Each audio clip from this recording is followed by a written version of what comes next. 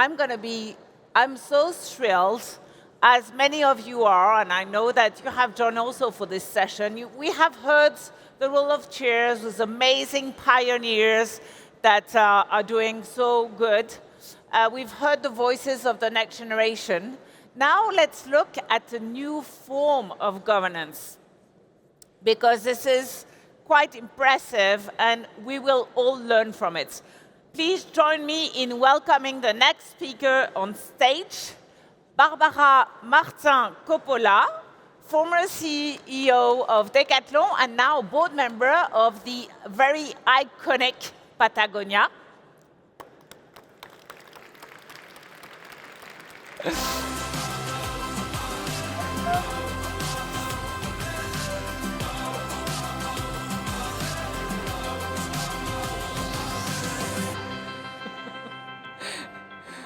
And the other speaker, Achim Hensen, from the Purpose Group, the company that invented the term steward ownership and working every single day about it. So, as you see, I'm quite on time, so the speakers are not ready yet, but here they are. Bravo. Welcome.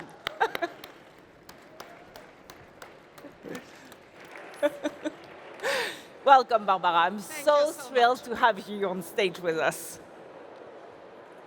Thank you. Bravo. Welcome. Please take a seat.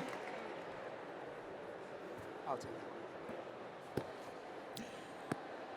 We are so happy to have this session with you, because I'm sure that everybody is a big fan of Patagonia. You know, when we think about a purpose company, we think about Patagonia. So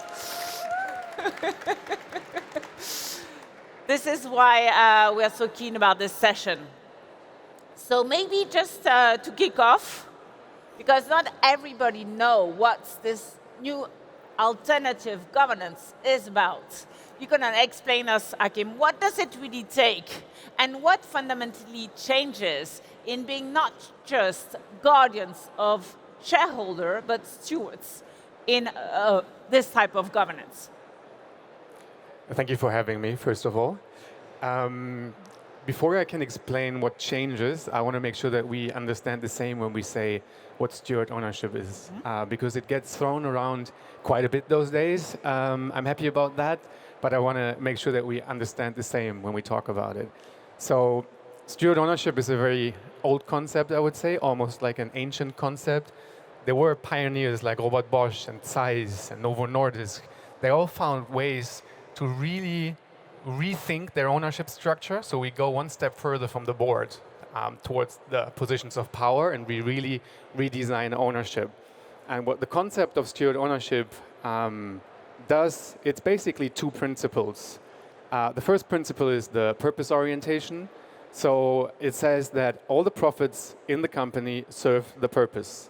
And the second principle of steward ownership is what we call self-determination, right? And that says that the entrepreneurial control of companies always stays with people that are closely connected with the mission of the company. And Which means? Which means what? Which means that you can't buy the control in those companies. Okay. You don't inherit the control in a normal way, but you pass the control on from one generation of stewards to the next one in trust. And the magic thing about steward ownership is that those are not just two values that you put somewhere in your entrance hall and you talk about it, but you actually enshrine those two principles in the legal DNA of your company in a binding and non-changeable way. So you perpetuate those two principles. And when you now ask me what changes, I would say everything and nothing, because what it does is that it fundamentally shifts from wealth ownership to steward ownership. So something being the wealth of a private person to now being stewarded, and that over generations. And that is a fundamental shift. Bravo, so impressive. Maybe because we all have heard the story of Patagonia, and when in 2022, Yvan Chouinard said that the Earth was your only and our only shareholder. What did he fundamentally mean? Indeed, in 2022, Yvon Chouinard, the founder of Patagonia and his family, gave 100% of the ownership of the company to the planet. And they created a two legal entity structure, the Patagonia Purpose Fund and the Holdfast Collective group. So 100% of the dividends of the company go to the Holdfast Collective, and they are deployed in planet actions and overall given to actions in the protection of the planet. So Earth is the only shareholder of Patagonia. It means that Patagonia works for the planet. The better Patagonia is doing as a company, the more funds go to nature. And by the way, the company cannot be sold and cannot be taken public. So Patagonia has really answered a very important question, which is, who do we ultimately serve? I have been in many different companies. Even the most mission-oriented companies have this tension between shareholder results and purpose. At Patagonia, this tension is out because there is only one shareholder. It brings clarity, and I would say has preserved the intention of the founder, this new ownership structure, where you have the ownership, the charter, the governance, all pointing in one direction. And it brings actually, I would say, a lot of benefits to the company.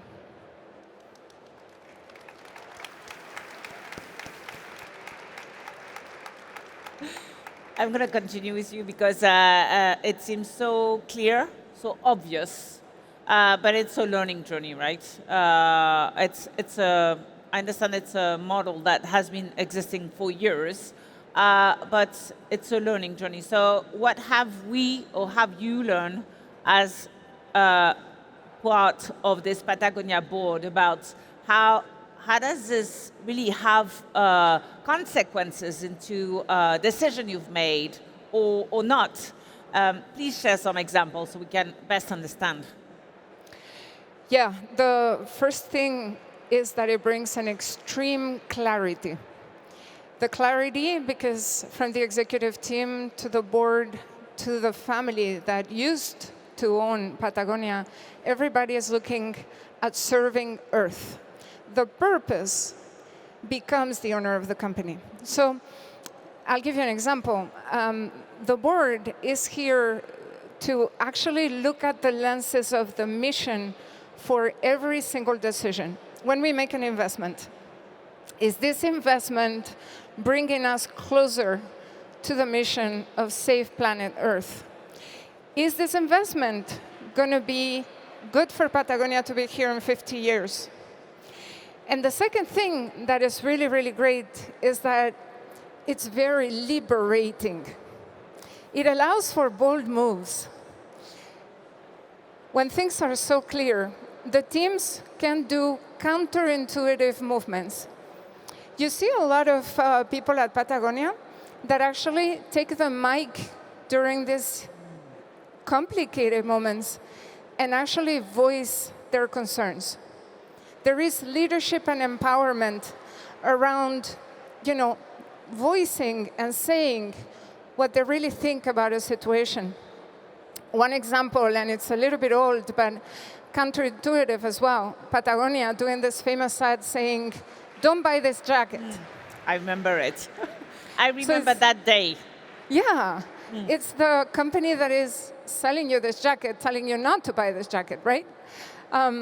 And with this, the clarity of the purpose is bringing followership and bringing actually long-term thinking and bringing loyalty and a movement and an influence overall beyond the company. this is bringing growth, and this is bringing actually long-term positive performance to Patagonia at the end. So when we listen to you, Barbara, it seems obvious that this governance model is amazing for family-owned business. So then the question to you is, why not every single family-owned business have embraced this framework?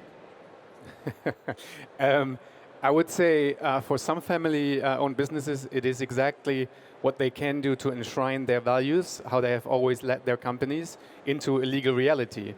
But just to reiterate what I said earlier, let's make sure that we understand, why is this not just something that you put on the wall in terms of values? Why is that such a fundamental shift?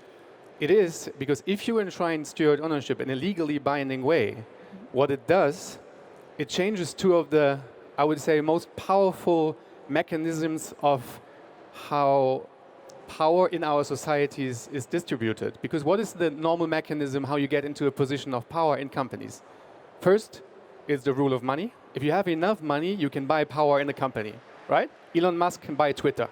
The second very powerful mechanism is what Warren Buffett called the lottery of sperms. What does he mean with that? If you are born into the right family, you by that become an owner of a company. What steward ownership does fundamentally is it adds a third option how power is distributed, because it asks the question, we just pass on the power from one generation to the next in trust. We just pick the most able ones without having been born in the right family and without having to have the most money. And that answers the question that it's not like what Yves Chouinard did with Patagonia is he decoupled the wealth of Patagonia from private wealth, from its family, forever. Mm-hmm. And some families, that is exactly what they want to do to preserve their legacy and make sure that everything is focused on the mission of the company. But for some, it's not what they want because they want to pass on the wealth over generations. Let's be very clear. And both is okay. We are in a liberal society. If you want to pick wealth ownership, your solutions are out there. If you want to make sure, and you say all the time, that you are here for a purpose and you want to create a world where responsibility is nested in the company, then looking at other models is a very good idea. Can you share with us another example beyond Patagonia that you really love and that is fit for purpose? Yeah, I'm happy to do so. I think what Patagonia did is very close to how the company Bosch from Germany, for example, is designed. They do have a double entity as well, where one is charitable, the other one is not. It's pretty much the same, and it has existed for over 60 years. Even people in Germany who go to business schools don't know that. One of the largest companies in Germany, 400,000 employees. What is their purpose? Completely steward-owned. I don't know. It's it is to create the best washing machine or mechanics. I don't know, but I think for me it's more interesting how the ownership structure is, because that enables them to continuously re-challenge what their purpose is and see how do we best serve. For Robert Bosch, it was really important that it doesn't need an extra purpose over the company. The social mission of the company is serving its customers. If designed well, that is a social act. Entrepreneurship is a social act in itself. And that was his deep belief, and that's why he created that ownership structure, because that represents that entrepreneurial attitude, I would say. And there is also a question that we want to raise, is that we all know that Ben & Jerry has been set up this way. And we had the former CEO of Unilever here that acquired Ben & Jerry. How does this governance survive, if I may say, when joining a bigger corporate or so? Oh, the misunderstanding is that Ben & Jerry wasn't set up that way. That's precisely what was the mistake. If they had been set up that way, as Barbara said, they would have not been able to sell the control of their company to Unilever. And we had Ben of Ben & Jerry's at one of our conferences, and I think they now understand. What he said is, you cannot live your values if you're owned by an outside entity that doesn't share that value. And you can try, but in the end that doesn't work. So if they had done that back then, the whole thing wouldn't have happened. And what they try to do now is they want to free Ben & Jerry's from Unilever, and they want to free Ben & Jerry's from what's called Magnum now. And you can, if you guys don't know, you can go online and check out freebenandjerrys.com, where they ask for help to do precisely that, to free Ben & Jerry's back into independence, to run it in the way they want to.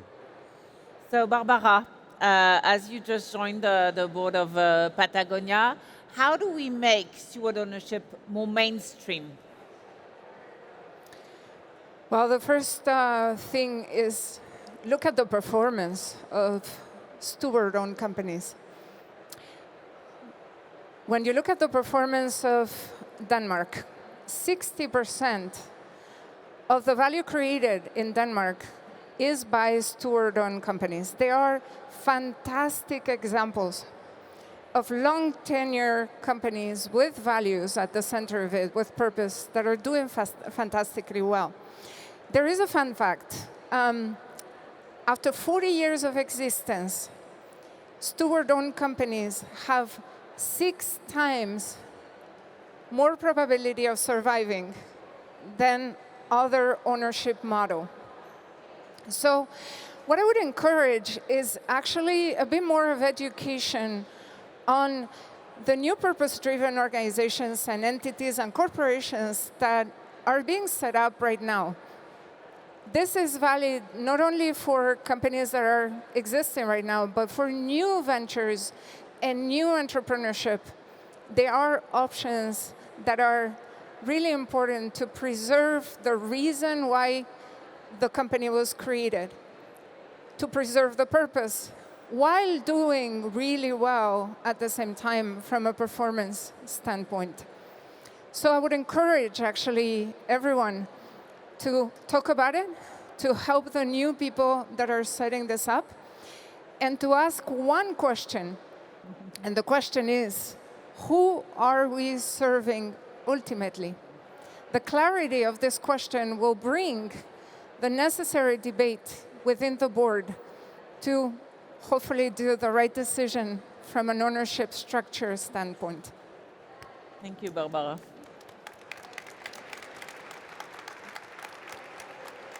So, Achim, you've been working on this steward ownership for years. How do we make it more mainstream?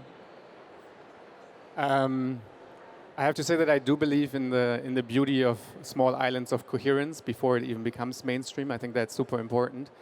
But if we want steward ownership to become more mainstream, I think it needs more awareness, more knowledge. I mean, panels like these, because still a lot of people haven't even heard about it. Second, we need very easy solutions, right? Bosch took 40 lawyers 20 years to create their ownership structure. Patagonia did a lot of work to even do the trailblazing of finding those models. So what I think is it needs legal solutions that are easier to implement. And then thirdly, very important, it needs suitable capital to flow into those companies. It needs steward ownership aligned capital that supports those companies and finances the next Patagonias from the beginning on. This is so key. So just to finish this panel, as we have amazing board members here that were thrilled to meet you and learn more about the model, what would be your call to action to them for this session? Well, a call to action would be to ask the question and clarify it. Who are we here to serve ultimately? I think asking this question is going to be starting a debate that might open doors to change and to transformation within boards that are very focused on strategy and risk and succession. But the ultimate goal is to preserve the purpose of a company, the reason for being, and the value creation that a company has over the long term.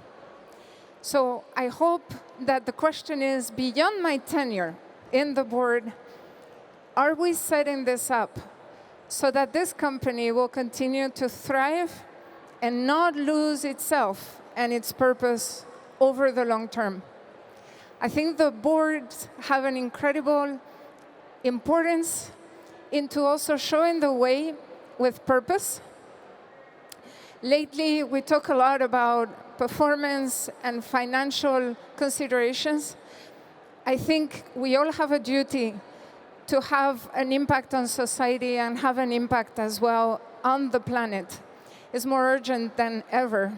So I hope that we all take our courage and we do what needs to be done to inspire the executive team to allow them to think more than just financial terms and to go beyond, because the new generations are looking at us, and we owe the example to show that it works. You can do good and do well at the same time.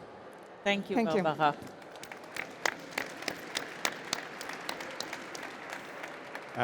I would answer it from two different sides. If you understand yourself as a board member, as having the responsibility for the future of our society as well, then I would say if you want to create a life-enhancing or contribute to a life-enhancing society, then you have to look at what the role of economy is in that.